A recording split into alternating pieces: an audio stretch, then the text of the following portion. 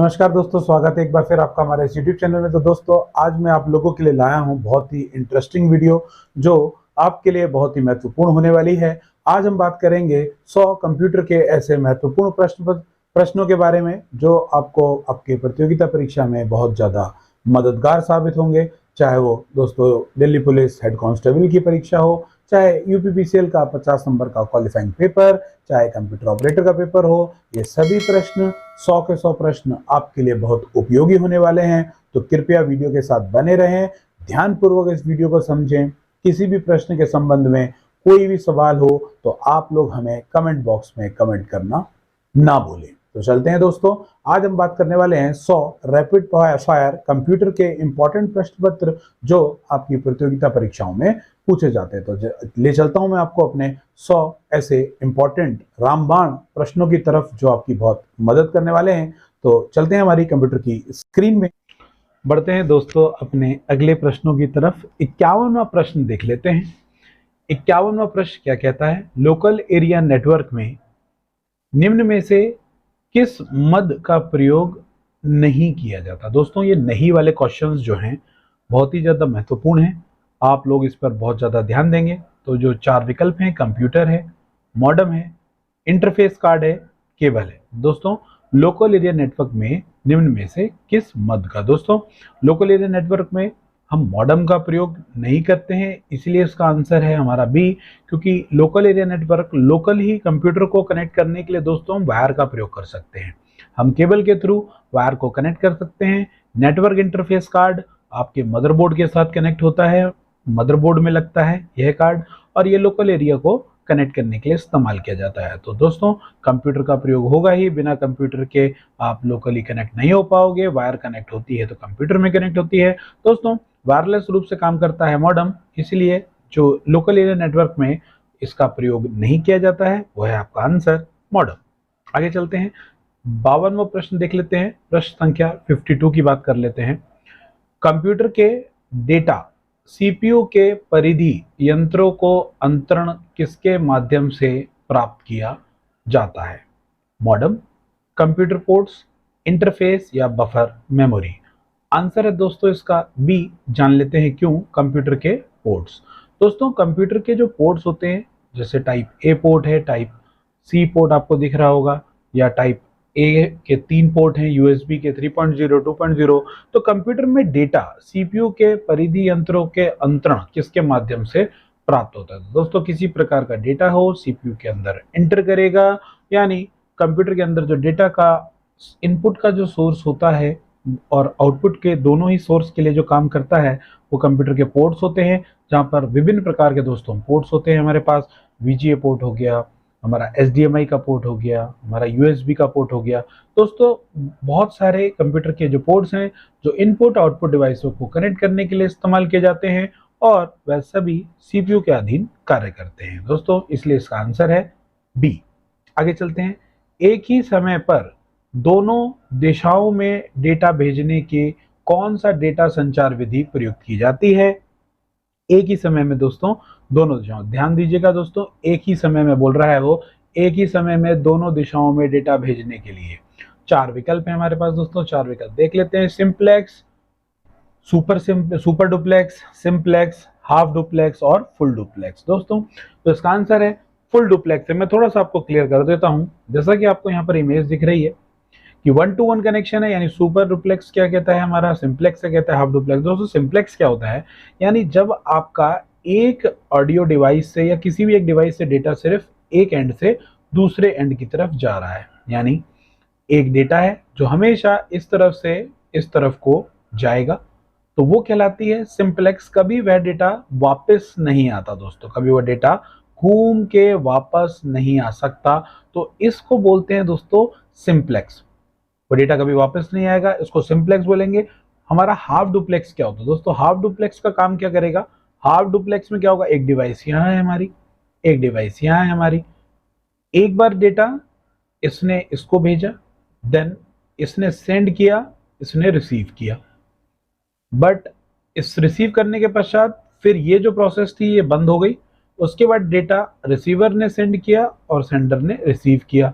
तो one way communication है, एक समय में एक बार, जैसे आप समझ सकते हैं वॉकी टॉकी में ऐसा होता है, वॉकी टॉकी में एक बार में इधर से आवाज जाती है, सामने वाला व्यक्ति रिसीव करता है, फिर ओवर एंड आउट कह के दूसरा व्यक्ति बोलता है, पहला व्यक्ति सुनता है। और जो ये सिंपलेक्स का उदाहरण था, ये रेडियो है दोस्तों, टेलीविजन है। आप रेडियो को कितना भी चिल्ला लीजिए, कितना भी डांट लीजिए, वह चुप नहीं होगा। तो सिंपलेक्स यानी वन वे हो गया। फुल डुप्लेक्स हो गया दोस्तों आपका मोबाइल फोन। एक मोबाइल फोन है, आप इधर से कुछ तरम तरम तरम तरम बोल रहे हैं, उधर से कोई आपको दोस्त की आवाज आ रही है, आप साथ में वार्तालाप कर रहे हैं। तो यानी फुल डुप्लेक्स में आप एक समय में दोनों ओर से डेटा आदान प्रदान होगा, यानी साइमल्टेनियसली आप इधर से बात भी करेंगे, उधर से बात सुनेंगे भी। तो दोस्तों जो हमारा प्रश्न था, एक बार प्रश्न की तरफ चलते हैं।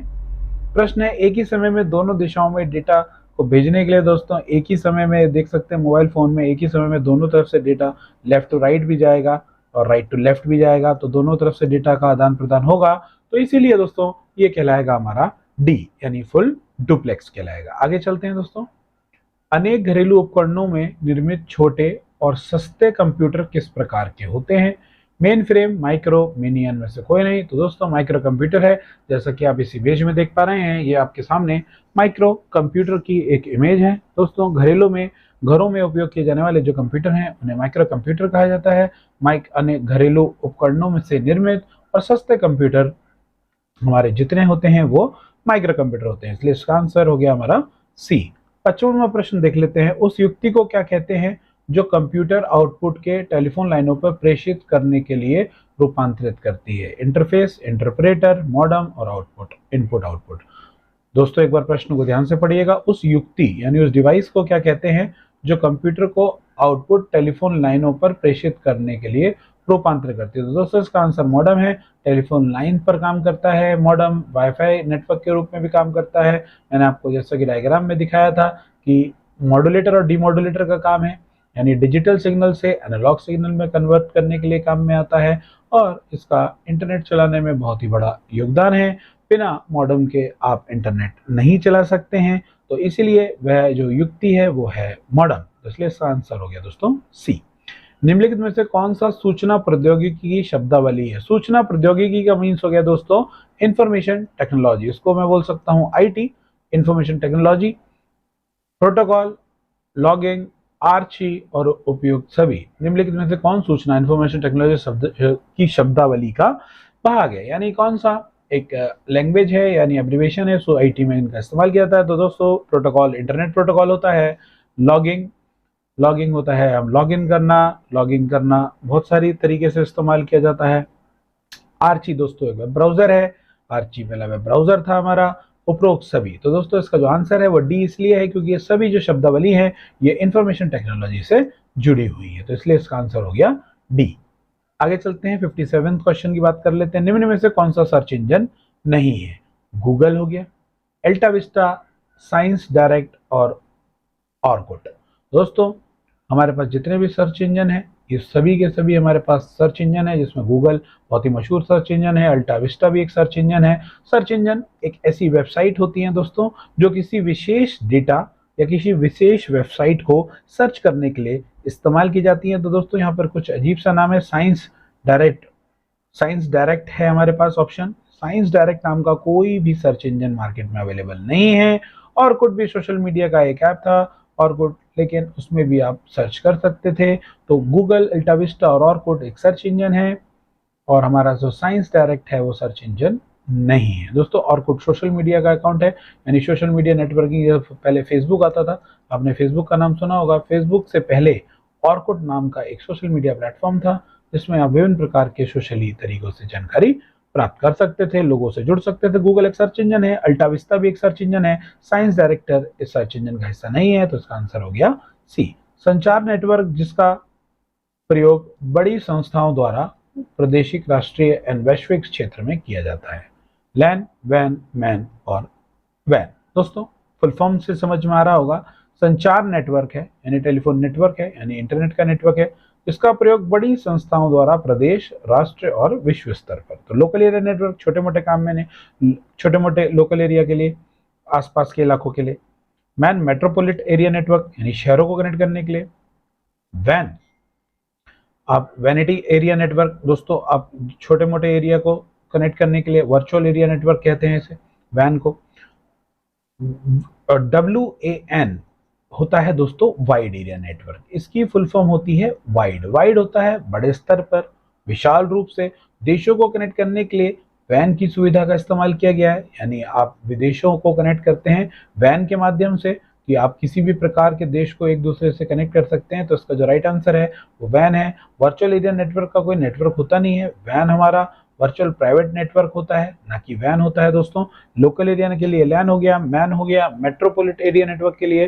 तो विदेश स्तर पर जो हम कनेक्शन का टाइप करते हैं, जो कनेक्ट कराते हैं, एक देश को दूसरे देश से कनेक्ट करते हैं, तो उसके लिए जो आंसर है वो है वाइड एरिया नेटवर्क। आगे चलते हैं दोस्तों, अगला प्रश्न देख लेते हैं। कंप्यूटर निम्नलिखित में से कौन सा कार्य नहीं करता है? इंप्यूटिंग का, प्रोसेसिंग का, कंट्रोलिंग का, या अंडरस्टैंडिंग का? दोस्तों इंप्यूट करने का मतलब है इंप्यूट करना, यानी उसको बनाना, किसी प्रोसेस को समझना। प्रोसेसिंग, किसी प्रोसेस को जो इनपुट दिया है उसको प्रोसेस करना, ये भी काम करता है। इंप्यूट करना, इंप्यूट भी करता है। कंट्रोल करना, कंट्रोल प्रोसेसिंग यूनिट है, कंट्रोल भी करता है। अंडरस्टैंड करना, अंडरस्टैंड का मतलब होता है दोस्तों, ये अंडरस्टैंड का जो मतलब है, ये अंडरस्टैंड कोई व्यक्ति ही एक दूसरे व्यक्ति को अंडरस्टैंड करता है, समझता है, यानी जिसमें मानवीय भाव उत्पन्न होते हैं, जो मानवीय भाव को समझता है वो अंडरस्टैंडिंग कहलाता है। बट कंप्यूटर एक निर्जीव मशीन है और वो किसी प्रकार के इमोशंस को नहीं समझता। फिलहाल आर्टिफिशियल इंटेलिजेंस पर आगे शोध चल रहा है, लेकिन अभी वर्तमान में किसी प्रकार की अंडरस्टैंड नहीं करता। तो कंप्यूटर निम्नलिखित में से जो कार्य नहीं करता वो है अंडरस्टैंडिंग हमारी नहीं बनती। यानी आपको गुस्सा आ रहा है, आपका कंप्यूटर नहीं समझ सकता, तो इसीलिए इसका आंसर हो गया डी। आगे चलते हैं दोस्तों, 60वां प्रश्न की बात कर लेते हैं। निम्नलिखित में से कौन सा हार्डवेयर का उदाहरण नहीं है? ध्यान देंगे, प्रश्न कौन सा हार्डवेयर का उदाहरण? माउस एक हार्डवेयर यूनिट है, प्रिंटर एक हार्डवेयर यूनिट है, मॉनिटर एक हार्डवेयर यूनिट है। ऑपरेटिंग सिस्टम, दोस्तों ऑपरेटिंग सिस्टम क्या है? ऑपरेटिंग सिस्टम है यानी ओएस, यानी सिस्टम सॉफ्टवेयर है, एक प्रकार का सॉफ्टवेयर है जिसे कंप्यूटर को चलाने में अहम भूमिका होती है। तो इसलिए इसका राइट आंसर है ऑपरेटिंग सिस्टम। निम्नलिखित में से कौन सा इंटरनेट संबंधी पद नहीं है? ब्राउजर बोल रहा है दोस्तों, ध्यान दीजिए, इंटरनेट से संबंधित पद। इंटरनेट से संबंधित पद ब्राउजर यानी वेब ब्राउजर है। लिंक, आप विभिन्न प्रकार के लिंक के ऊपर क्लिक करते हैं। सर्च इंजन, विभिन्न प्रकार की ऐसी वेबसाइट है जो सर्च करने के काम में आती हैं। और प्रिंटर, प्रिंटर दोस्तों एक आउटपुट डिवाइस है जिसकी मदद से आप किसी भी लेखन कार्य को कागज पर प्रिंट करके और हार्डवेयर यानी हार्ड कॉपी के रूप में प्राप्त कर सकते हैं। तो भैया इंटरनेट से संबंधित जो पद है वो है हमारा पद नहीं है, वो आंसर है प्रिंटर। तो इसीलिए printer is the correct answer, कि ये हमारा इंटरनेट से संबंधित कोई पद नहीं है। आगे चलते हैं दोस्तों, निम्नलिखित में से कौन सा स्टोरेज माध्यम नहीं है? स्टोरेज, ध्यान दीजिएगा दोस्तों, स्टोरेज की बात हो रही है। हार्ड डिस्क स्टोरेज करती है, फ्लैश ड्राइव यानी पेन ड्राइव को कहते हैं दोस्तों, वो भी स्टोर करती है। DVD digital versatile disk 4.7 GB का इसका स्पेस होता है, 4.7 GB का। ये इंपॉर्टेंट प्रश्न है, पूछा जाता है। फ्लैश ड्राइव का दूसरा नाम पेन ड्राइव होता है, पेन ड्राइव को हम फ्लैश ड्राइव भी कहते हैं दोस्तों। तो कहने का मतलब ये है दोस्तों कि पेन ड्राइव के नाम से आप जानते हो इसे, पेन ड्राइव कहते हैं हम इसे, फ्लैश ड्राइव को। और कीबोर्ड दोस्तों क्या होता है? टंकण, यानी कीबोर्ड एक कुंजी पटल होता है जिसकी मदद से इनपुट करते हैं और वह किसी प्रकार का स्टोरेज का कार्य नहीं करता है। इसीलिए दोस्तों जिसका राइट आंसर है वो है हमारा कीबोर्ड। आगे चलते हैं, कंप्यूटरों के संदर्भ में सॉफ्टवेयर का क्या अर्थ है? कंप्यूटरों के संदर्भ में सॉफ्टवेयर का क्या अर्थ है? फ्लॉपी डिस्क, कंप्यूटर प्रोग्राम्स, आगे देख लेते हैं, दो विकल्प और हैं, कंप्यूटर सर्किटरी या ह्यूमन ब्रेन। दोस्तों जो कंप्यूटर के संदर्भ में सॉफ्टवेयर का जो अर्थ है, क्योंकि फ्लॉपी डिस्क हो नहीं सकता, floppy disk storage capacity device है, और कंप्यूटर सर्किटरी भी नहीं है क्योंकि सर्किट से रिलेट नहीं है।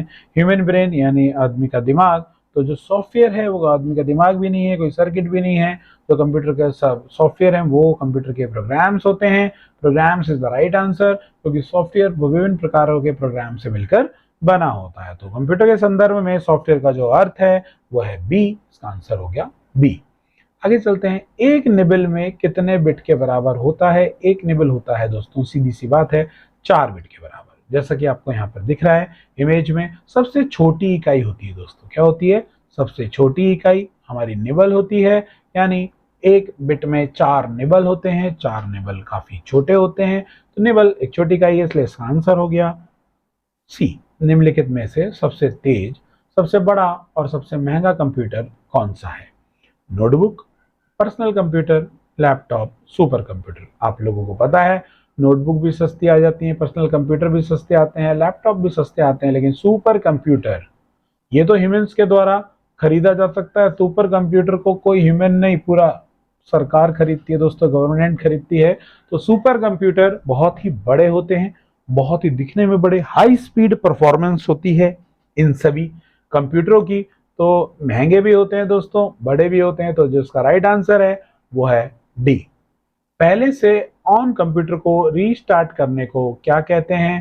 दोस्तों बहुत ही इंटरेस्टिंग प्रश्न है। पहले से ऑन, ध्यान देंगे, पहले से ऑन कंप्यूटर को स्टार्ट करने को आप देख रहे हैं यहाँ पर कोल्ड बूटिंग है, वार्म बूटिंग है। दोस्तों आप इस तरीके से ध्यान कर सकते हैं, मैं आपको दोनों बूटिंग समझाता हूं, कोल्ड बूटिंग और वार्म बूटिंग। दोस्तों कोल्ड बूटिंग क्या होती है और वार्म बूटिंग क्या होती है? यानी इसका आंसर है डी, यानी वार्म मतलब गर्म, कोल्ड मतलब ठंडा। पहले से ऑन कंप्यूटर है तो दोस्तों पहले से जो ऑन कंप्यूटर होगा वो क्या होगा? गर्म होगा, ठंडा होगा? गर्म होगा। तो अगर गर्म कंप्यूटर को हम दोबारा से रीस्टार्ट करके ऑन कर दें तो दोस्तों वो कहलाएगा हमारा वार्म बूटिंग। वार्म बूटिंग यानी अगर आपका कंप्यूटर कोई चल रहा है तो अगर उसे आप रीस्टार्ट करते हैं तो वो क्या कहलाता है? वार्म बूटिंग कहलाता है। और कोल्ड बूटिंग क्या कहता है? अगर कोई कंप्यूटर भैया आपका बंद है, यानी शट डाउन है, बंद है, शट डाउन है, और अगर आप उसे फिर उसके बाद ऑन करते हैं तो वो क्या कहलाएगा? वो कहलाएगा आपका यहाँ पर कोल्ड बूटिंग। दोस्तों उम्मीद है मेरे द्वारा बताई गई बात आपको समझ में आ रही होगी। यानी कोल्ड बूटिंग किसे कहेंगे? अगर पहले से कंप्यूटर अगर बंद है, पहले से आपने शट डाउन कर रखा है और आप कंप्यूटर को ऑन कर रहे हो तो वो कहलाएगी दोस्तों कोल्ड बूटिंग। और अगर कंप्यूटर आपका ऑन है तो और उसके बाद आप उसे चलते हुए कंप्यूटर को रीस्टार्ट की प्रोसेस कर रहे हो तो वो दोस्तों कहलाएगी आपकी वार्म बूटिंग। इसलिए जो इसका आंसर है वो है वार्म बूटिंग। अगला चलते हैं दोस्तों, निम्न में से कौन सा सिस्टम यूनिट का भाग है? System unit.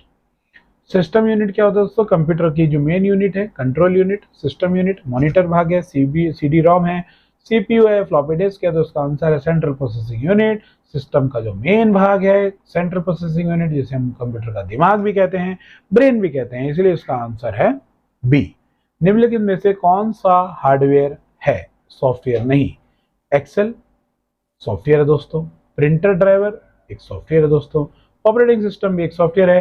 कंट्रोल यूनिट दोस्तों, कंट्रोल यूनिट सीपीयू के अंदर हिस्सा होता है। सीपीयू के अंदर मुख्यतः 2 भाग होते हैं हमारे, एएलयू अर्थमेटिक लॉजिक यूनिट और कंट्रोल यूनिट, जो कंट्रोल करने के काम में आता है। तो इसलिए इसका जो राइट आंसर है वो है आपका कंट्रोल यूनिट। आगे चलते हैं दोस्तों, अगला प्रश्न देख लेते हैं हम लोग। अगला प्रश्न देख लेते हैं, प्रश्न नंबर 69 की बात कर लेते हैं दोस्तों। निम्न में से कौन सा ईमेल से संबंधित नहीं है? पावर पॉइंट, इनबॉक्स, सेंडर या रिसीवर? तो दोस्तों ईमेल से संबंधित बात हो रही है। इनबॉक्स में मैसेज रिसीव होते हैं, रिसीवर रिसीव करता है मैसेज को, सेंडर द्वारा मैसेज को भेजा जाता है। पावर पॉइंट दोस्तों माइक्रोसॉफ्ट ऑफिस का एक महत्वपूर्ण सॉफ्टवेयर है जिसे माइक्रोसॉफ्ट कंपनी द्वारा बनाया गया था। किसी भी प्रकार के प्रस्तुतिकरण के लिए पावर पॉइंट सॉफ्टवेयर का इस्तेमाल किया जाता है। तो जो इसका राइट आंसर है वो है पावर पॉइंट। आगे चलते हैं दोस्तों, अगला प्रश्न देख लेते हैं। इंटरनेट पर सर्वर से सूचना प्राप्त करने को प्रोसेस का अर्थ निम्न में से कौन सा है? गैदरिंग, अपलोडिंग, इनपुटिंग या डाउनलोडिंग? दोस्तों ध्यान दीजिए प्रश्न क्या कह रहा है। इंटरनेट पर सर्वर से सूचना, दोस्तों विभिन्न प्रकार के सर्वर होते हैं अलग अलग वेबसाइट के, वहां से आप चीजों को अपने फोन में डाउनलोड करते हैं, अपने फोन में वीडियो के माध्यम से, यानी सर्वर से डेटा आपका फोन में पहुंचता है तो उस शब्द को कहते हैं डाउनलोडिंग। और अगर आप अपने फोन से कोई डेटा सर्वर में अपलोड करते हैं तो उसे कहते हैं अपलोडिंग। तो फिलहाल ये बात कर रहा है सूचना प्राप्त करने के लिए, तो इसका जो राइट आंसर है वो है डी, डाउनलोडिंग। अगला देख लेते हैं, कंप्यूटर पर आरोपित ज्यादातर त्रुटियां किस कारण होती हैं? क्रमादेश की त्रुटि यानी इंस्ट्रक्शंस की, हार्डवेयर की विफलता, मीडिया में दोष या डेटा प्रविष्टि में त्रुटि? तो दोस्तों इंस्ट्रक्शन में किसी प्रकार के ऑर्डर में अगर कोई त्रुटि है तो उसका कारण नहीं होता क्रम। हार्डवेयर की विफलता भी ज्यादा मेन कारण ये नहीं होता। मीडिया में दोष का भी कोई इसमें ज्यादा बड़ा हाथ नहीं है।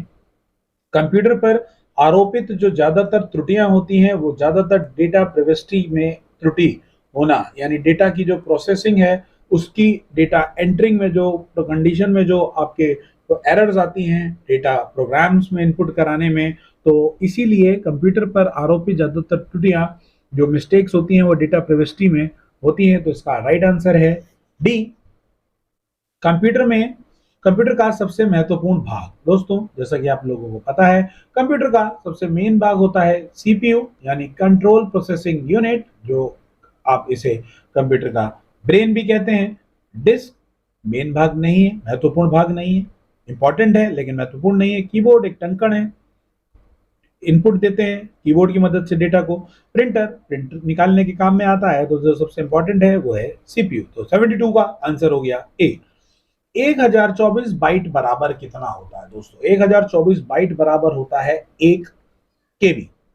जैसे कि आपको चार्ट दिख रहा है दोस्तों, यहाँ पर ब्रीफ मैंने आपको किया है कि 1 बिट बराबर कितने केबी और 8 बिट बराबर 1 केबी। 1 बाइट में 8 बिट होते हैं। 1024 केबी बराबर 1 एमबी, 1024 एमबी बराबर 1 टीबी। तो आपको पूरा चार्ट दिख रहा है, जो बहुत मेमोरी क्लासिफिकेशन है, पेपर में बहुत बार पूछा जाता है। फिलहाल 1024 बाइट होते हैं हमारे 1 केबी के। 1 केबी बराबर होता है 1024 बाइट। इसका आंसर हो गया दोस्तों डी। आगे चलते हैं, अगला प्रश्न देख लेते हैं। 74th प्रश्न की बात करते हैं। सारे कंप्यूटर में लागू होती है दोस्तों, क्या लागू होती है? बेसिक भाषा, कोबोल भाषा, मशीनी भाषा, फोटोन भाषा। तो दोस्तों मशीनी भाषा इज द राइट आंसर। कारण बता देते हैं आपको, क्योंकि जो दोस्तों मशीन लैंग्वेज होती है, मशीन कोड होते हैं, यानी जो भी लो लैंग्वेज होती है वो होती है machine language. Low level language जितनी भी होती है मशीन लैंग्वेज होती है। कंप्यूटर हमारा मशीनी भाषा ही समझता है, मशीनी भाषा में ही प्रोसेस करता है, और जिसमें ह्यूमन अपना संदेश टाइप करते हैं वो होता है हाई लेवल लैंग्वेज। कंपाइलर बने हैं दोस्तों, कंपाइल करने के जो लो लेवल को हाई लेवल में कन्वर्ट करते हैं, यानी मशीनी भाषा को हाई लेवल को लो लेवल में कन्वर्ट करते हैं, क्योंकि मशीनी भाषा यानी मशीन हमारी कार्य करती है मशीन लैंग्वेज में, इसीलिए सारे कंप्यूटरों में जो लागू होती है वो होती है मशीन लैंग्वेज। इसलिए हमारा 74 का आंसर है सी। आगे चलते हैं दोस्तों।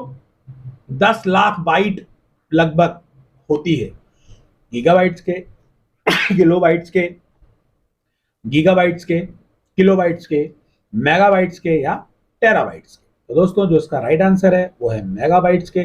कैसे निकला दोस्तों? यानी 10 लाख बाइट, 10 लाख बाइट का मतलब हो गया दोस्तों 1 मिलियन।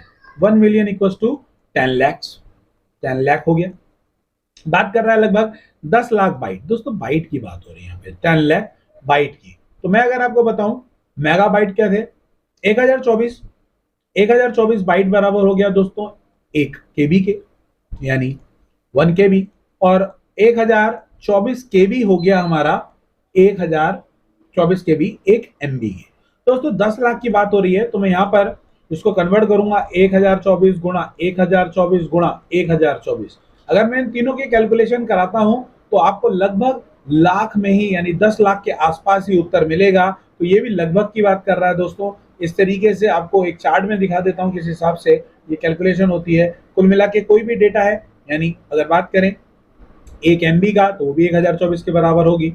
अगर बात करूंगा मैं 1 एमबी की तो वो भी 1024 के बराबर होगी कहीं ना कहीं। बात करूं 1 जीबी के तो वो भी 1024 एमबी के बराबर होगी। तो दोस्तों 1024 की 1024 से मल्टीप्लीकेशन होगी, तो इसके बीच में जो वेरिएशन है वो 3 प्रकार का वेरिएशन हो रहा है। किस किस प्रकार का हो रहा है? पहले बात पूछ रहा है बाइट की, तो यानी बाइट हो गया, 1024 बाइट्स का हो गया। फिर बात हुई बाइट के केबी की, 1024 केबी हो गया। फिर बात कर रहा है एमबी की, तो 1024 1024 1024 गुणा करेंगे तो आपको जो लगभग उत्तर मिलेगा वो 10 लाख के आसपास मिलेगा। तो ये भी लगभग की बात कर रहा है दोस्तों, इसलिए हमारा जो राइट आंसर है वो है मेगाबाइट्स। आगे चलते हैं, 76वां प्रश्न देख लेते हैं। भारत में सुपर कंप्यूटर परम का निर्माण हुआ। दोस्तों जो परम का निर्माण हुआ पुणे में हुआ, जो आपकी सीडेक्स संस्था है जो सभी प्रकार के भारतीय सुपर कंप्यूटर को बनाती है, कार्य करती है, जो पुणे में स्थापित है। तो दोस्तों सुपर कंप्यूटर परम का जो निर्माण किया था वो पुणे में हुआ था।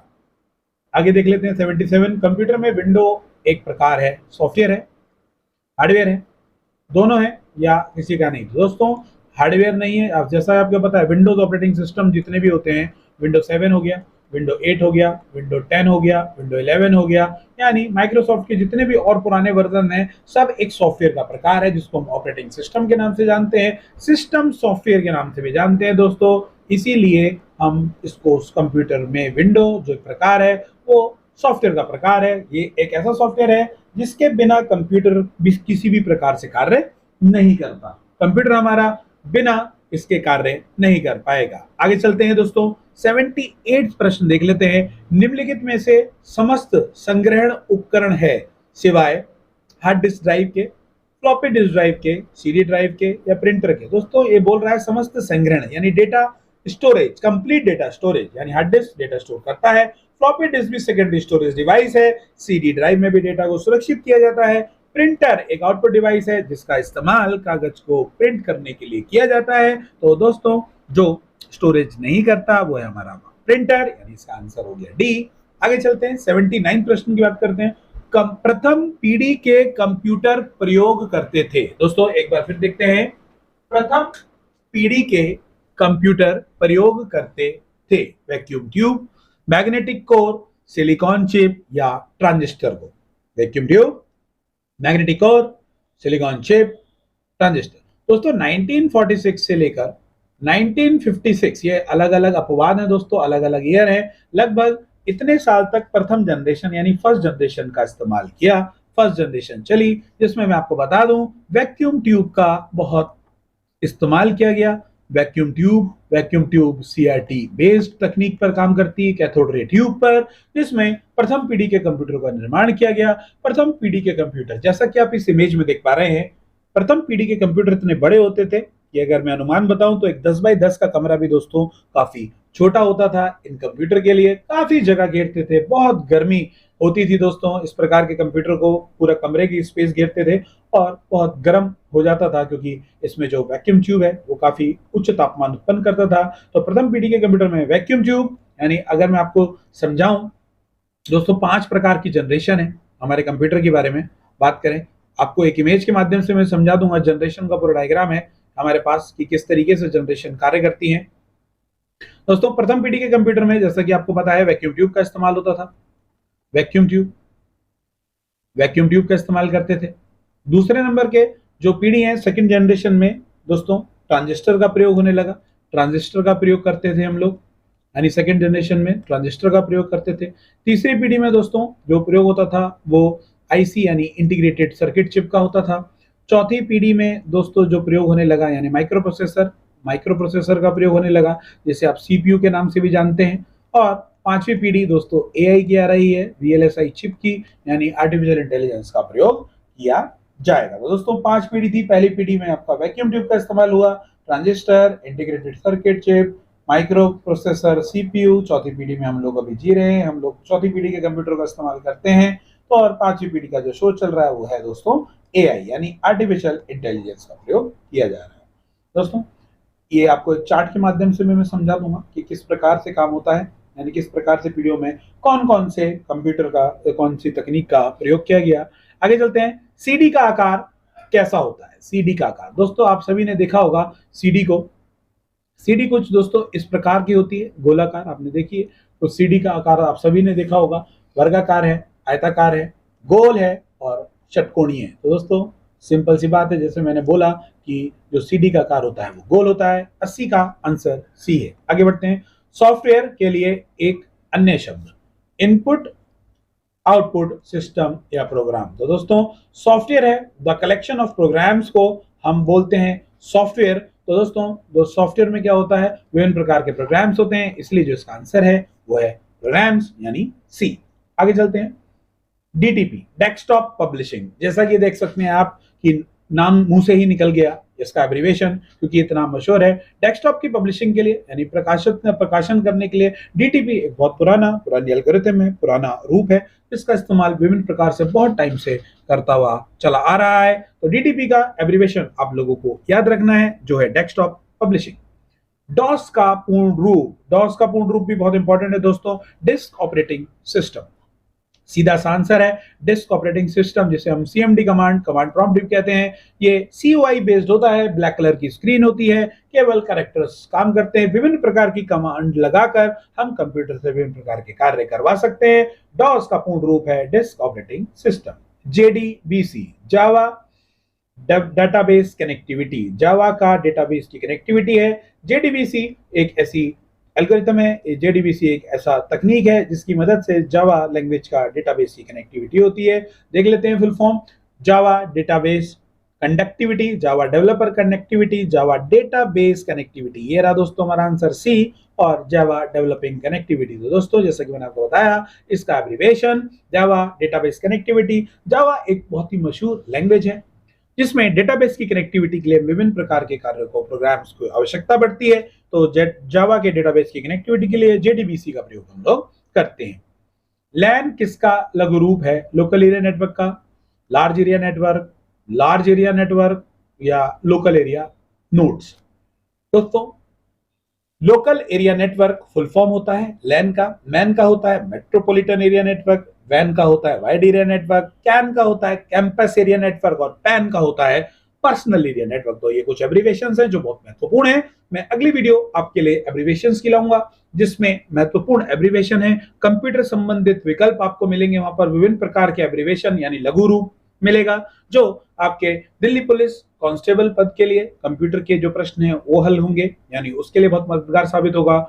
विद्युत विभाग उत्तर प्रदेश UPPCL में जो 50 नंबर का क्वालिफाइंग कंप्यूटर है उसमें भी बहुत महत्वपूर्ण भूमिका रहने वाली है दोस्तों इन प्रश्नों की। और आगे आप लोगों के लिए, जैसा कि आप लोगों को पता है, CGLs मेंस में 20 नंबर का कंप्यूटर मैंडेटरी हो गया है मेंस में। तो CGLs वालों के लिए भी ये बहुत बड़ा सौगात है, बहुत इंपॉर्टेंट प्रश्न है। आप लोग 20 नंबर के लिए, और यूपी पुलिस कंप्यूटर ऑपरेटर में आने वाले प्रश्नों में इसमें बहुत अहम भूमिका होती है। चाहे O लेवल का एग्जाम हो या CCC का एग्जाम हो, उसमें भी ये प्रश्न बहुत ही महत्वपूर्ण है। दोस्तों आगे बढ़ते हैं। कंप्यूटर संक्षिप्ताकार KB का सामान्यता पूर्ण रूप है। दोस्तों KB वो बोल रहा है एब्रिविएशन, संक्षिप्ताकार का मतलब है एब्रिविएशन यानी लघु रूप। KB को बोलते हैं दोस्तों किलोबाइट। दोबारा से आपको डायग्राम दिखा देता हूं मैं। इस चित्र में आप देख पा रहे हैं KB को क्या कहते हैं, किलोबाइट, MB को मेगाबाइट, TB को टेराबाइट, तो GB को गीगाबाइट। इस तरीके के एब्रिविएशन है जो आपको याद रखने हैं दोस्तों, बहुत इंपॉर्टेंट प्रश्न बनते हैं इनसे। आगे चलते हैं, 87 प्रश्न की बात करते हैं। ईमेल का विस्तृत रूप। दोस्तों ये एब्रिविएशंस की एक सीरीज आ गई है, यानी लघु रूप आपको देखने को मिल रहे हैं। तो सिंपल सी बात है, इलेक्ट्रॉनिक मेल इसकी फुल फॉर्म होती है इलेक्ट्रॉनिक मेल, बहुत ही इंपॉर्टेंट है। इलेक्ट्रॉनिक मेल की शुरुआत किसने करी थी दोस्तों? 1971 में रे टॉमिलिंसन द्वारा इसकी शुरुआत की गई थी। पहला ईमेल रानी एलिजाबेथ को भेजा गया था 1971 में, और रानी एलिजाबेथ को क्या भेजा गया था? QWERTYUIOP ये भेजा गया था शब्द, यानी पहली पंक्ति कीबोर्ड की भेजी गई थी। बहुत ही इंपॉर्टेंट प्रश्न है दोस्तों। ईमेल किसने बनाया था? रे टॉमिलिंसन ने। किसको भेजा पहला ईमेल? रानी एलिजाबेथ को। कब भेजा? 1971 में। इलेक्ट्रॉनिक मेल इसकी फुल फॉर्म है। तो दोस्तों इलेक्ट्रॉनिक तरीके से डेटा को आदान प्रदान करने के लिए ईमेल का इस्तेमाल किया जाता है। आगे बढ़ते हैं, इलेक्ट्रॉनिक मेल इसका आंसर हो गया हमारा इलेक्ट्रॉनिक मेल यानी B। आगे बढ़ते हैं दोस्तों। कंप्यूटर मेमोरी में रहता है data registers, data bits, data bytes या डेटा प्रोग्राम। तो दोस्तों कंप्यूटर मेमोरी में रहता है डेटा और प्रोग्राम का कॉम्बिनेशन होता है। The combination of program, the combination of data it's called a programs कहते हैं। बहुत सारा कलेक्शन होता है डेटा का, उसके बाद वो डेटा इंफॉर्मेशन बनती है, फिर वो प्रोग्राम्स में कन्वर्ट की जाती है। तो इसका आंसर है D। पहला ग्राफिकल यूजर इंटरफेस किस कंपनी द्वारा बनाया गया था? ये याद रखने लायक प्रश्न है। जेरोक्स नाम की कंपनी थी दोस्तों, जिसमें पहला यूजर इंटरफेस यानी GUI इंटरफेस बनाया था, वो जेरोक्स ने बनाया था। ये सारी कंपनियां कंप्यूटर की हैं दोस्तों। माइक्रोसॉफ्ट हो गया, AT&T, IBM और जेरोक्स। तो GUI पहला बनाने वाली जो कंपनी थी वो जेरोक्स थी। इसका आंसर D है। माइक्रोसॉफ्ट वर्ड एक उदाहरण है एक ऑपरेशन सिस्टम का, एक इनपुट डिवाइस का, एक प्रोसेसिंग डिवाइस का, एक एप्लीकेशन सॉफ्टवेयर का। दोस्तों माइक्रोसॉफ्ट वर्ड एक एप्लीकेशन सॉफ्टवेयर है। एप्लीकेशन सॉफ्टवेयर क्या होते हैं दोस्तों? जिसे आप ऐप के नाम से भी जानते हैं। ऐप की एब्रिविएशन होता है एप्लीकेशन का ऐप, यानी एप्लीकेशन सॉफ्टवेयर वे सॉफ्टवेयर होते हैं जो यूजर की मदद करते हैं। तो माइक्रोसॉफ्ट वर्ड मदद करता है आपको लेटर लिखने में, कोई भी एप्लीकेशन लिखने में, विभिन्न प्रकार के कार्य करने में मदद करता है। तो माइक्रोसॉफ्ट वर्ड एक एप्लीकेशन सॉफ्टवेयर है जो कंप्यूटर में बाहर से डाला जाता है। बाहर से डालने का मतलब है आप इंटरनेट से डाउनलोड कर लीजिए, पेन ड्राइव से डाल लीजिए, सीडी से इंस्टॉल कर लीजिए, या आप इंटरनेट के माध्यम से डाउनलोड कर सकते हैं, और वह सिस्टम सॉफ्टवेयर के बाद में डाला जाता है और वह आपकी मदद करता है। वह सभी सॉफ्टवेयर जो यूजर की मदद करें कार्य के अनुसार एप्लीकेशन सॉफ्टवेयर कहलाते हैं। इसलिए इसका आंसर हो गया दोस्तों डी। प्रोलॉग भाषा विकसित हुई थी तो दोस्तों 1971 में बना था ईमेल, और प्रोलॉग उसके बाद तुरंत लॉन्च हो गई थी नेक्स्ट ईयर 1972 में। यानी प्रोलॉग एक प्रकार की लैंग्वेज है जिसका विकास 1972 में किया गया था। ब्लॉग शब्द को शब्दों का संयोजन है। वेबलॉग, वेवलॉग, वेबलॉग और बेडलॉग। दोस्तों इसका आंसर सी है, वेब ब्लॉग। वेब का मतलब हो गया इंटरनेट, ब्लॉग का मतलब हो गया बायोग्राफी लॉग, यानी आप लेखन कार्य के रूप में अपनी किसी प्रकार की जीवनी हो गई, यानी अपने बारे में कुछ जानकारी आपको देनी है तो आप ब्लॉग के माध्यम से लिख सकते हैं। विभिन्न प्रकार के गूगल के ब्लॉग्स हैं, विभिन्न प्रकार की ऐसी वेबसाइट हैं जिसमें आप अपने बारे में अपने ब्लॉग्स को लिखकर उसे अपलोड कर सकते हैं। एक होता है दोस्तों व्लॉग, यानी एक होता है वीडियो लॉग, यानी ऐसे यूट्यूबर्स जो अपनी वीडियोस बना के दैनिक दिनचर्या के बारे में बताकर इंटरनेट पर अपलोड करते हैं उन्हें व्लॉग कहते हैं। लेकिन जो लोग अपने बारे में लिखकर इंटरनेट पर डालते हैं उसे बोलते हैं दोस्तों वेबलॉग। इसलिए जो इसका आंसर है वो है सी। आगे देख लेते हैं 93 प्रश्न। यह कंप्यूटर का वह भाग जिसे हम कोई छू नहीं सकता। दोस्तों किसे छू नहीं सकते? हार्डवेयर उपकरणों को छू सकते हैं, प्रिंटर को छू सकते हैं, माउस को छूते ही हैं। क्या बचा? सॉफ्टवेयर। दोस्तों मैंने आपको बताया था सॉफ्टवेयर और हार्डवेयर दो ऐसी मुख्य चीजें हैं। सॉफ्टवेयर को आप देख भी सकते हो मगर छू नहीं सकते, हार्डवेयर को आप देख भी सकते हो और छू भी सकते हो। तो दोस्तों जिसे छू नहीं सकते वो है आपका सॉफ्टवेयर, इसलिए इसका आंसर हो गया डी। आगे चलते हैं। निम्नलिखित में से किसे कंप्यूटर का पितामह कहते हैं? बहुत इजी क्वेश्चन है। चार्ल्स बेबेज को कहते हैं दोस्तों कंप्यूटर का पितामह, चार्ल्स बेबेज। आंसर है इसका B. Integrated circuit chip IC पर किसकी परत होती है? दोस्तों सिलिकॉन की परत होती है। जितने भी इंटीग्रेटेड सर्किट यानी इंटीग्रेटेड यानी कॉम्पैक्ट जो सर्किट बनते हैं, जो सर्किटरी होती है कंप्यूटर की, वो सिलिकॉन धातु से बनी होती है। सिलिकॉन धातु ऐसी धातु है जो अधिक ताप पर ठंडी रहती है, जल्दी से गर्म नहीं होती और बहुत कंपेटेबल होती है कंप्यूटर के पुर्जों के लिए। इसीलिए मोस्ट ऑफ द जो कंप्यूटर के चिप्स बनती हैं वो सिलिकॉन की बनाई जाती हैं। आगे चलते हैं, इसलिए इसका आंसर हो गया ए। आधुनिक डिजिटल कंप्यूटर में किस पद्धति का प्रयोग किया जाता है? द्विआधारी अंक, दशमलव अंक, अनुरूप गणना, इसके कोई नहीं। द्विआधारी पद्धति का मतलब हो गया दोस्तों बाइनरी डिजिट। बाइनरी डिजिट आपको पता है 0 और 1 के रूप में होती है। द्विआधारी संख्या है तो आधुनिक कंप्यूटर, जैसा कि आपको पता है कि कंप्यूटर हमारा बाइनरी फॉर्म में काम करता है 0 और 1 के रूप में, तो द्विआधारी अंक पद्धति का इस्तेमाल कंप्यूटर में किया जाता है क्योंकि कंप्यूटर 0 और 1 को समझता है, इसके अन्यथा किसी को नहीं। तो इसका आंसर हो गया दोस्तों ए। 96 का आंसर है ए। किस भाषा, कंप्यूटर भाषा का प्रयोग वाणिज्यिक कार्यों में किया जाता है? तो दोस्तों इसका आंसर है कोबोल। कोबोल का प्रयोग वाणिज्य यानी कमर्शियल यानी कॉमर्स वाले कार्यों में किया जाता है। 97 का आंसर है सी। फोर्ट्रॉन, एल्गोल, पास्कल आदि भाषा को सिखाने के लिए किस भाषा को नींव का पत्थर कहा जाता है? तो दोस्तों आपको पता है कोई भी लैंग्वेज आपको सीखनी है उससे पहले आपको बेसिक भाषा का संपूर्ण ज्ञान होना चाहिए, तभी आपको अन्य भाषा आएंगी। तो फोर्ट्रॉन, एल्गोल और पास्कल भाषा को सीखने के लिए सबसे ज्यादा जो बेसिक लैंग्वेज है उसको आना बहुत महत्वपूर्ण है। इसी के अलावा इसका आंसर हो गया आपका बी। आगे चलते हैं 99 प्रश्न देखते हैं। भारत में रेलवे के अंतर्गत सर्वोत्तम कंप्यूटर आरक्षण व्यवस्था कहाँ लाई गई थी? दोस्तों तो हमारा भारत देश की राजधानी है नई दिल्ली, यानी भारत में रेल के अंतर्गत सर्वप्रथम कंप्यूटरीकृत आरक्षण यानी first time computerised railway reservation system की व्यवस्था जो लाई गई थी वो लाई गई थी नई दिल्ली में। दोस्तों नई दिल्ली में, तो इसका राइट आंसर है ए। मैं आपको बता दूं भारत में रेल का जो नेटवर्क है विश्व में, तो भारत का स्थान है चौथा, यानी भारतीय रेल नेटवर्क भारत में विश्व में सबसे चौथे नंबर पे है लंबाई में। तो आगे चलते हैं, आखिरी प्रश्न देख लेते हैं दोस्तों हमारी सीरीज का। कौन सा सॉफ्टवेयर शब्द संसाधन में प्रयोग किया जाता है?